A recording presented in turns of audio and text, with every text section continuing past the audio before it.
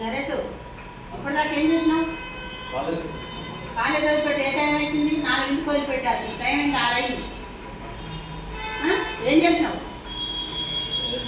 మంచి చదువుకుంటున్నావా? ఫీజు కట్టినావా? నేనా లేదా ఆర్థిక ఫీజు కట్టిన రిసిప్ట్ ఇస్తారు. అయ్యి ఎందుకు ఇవ్వలేదు? రేపు పెట్టిస్తారు. వాళ్ళు ఈసారి ఇప్పుడే ఫోన్ చేసుకున్నాం.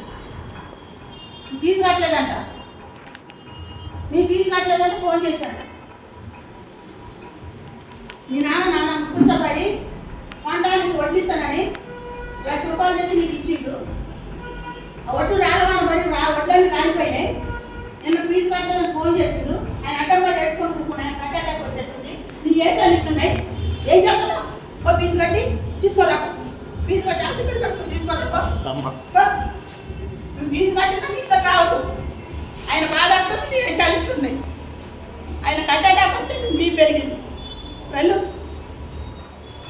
ఇట్లా చేస్తావు మమ్మల్ని. ఏం చేసినావు? ₹1,00,000 చెప్పు. తీసుకోరా. నువ్వు ఫీజు కట్టినా ఇచ్చారా? ఆర్థిక తీసుకోరా.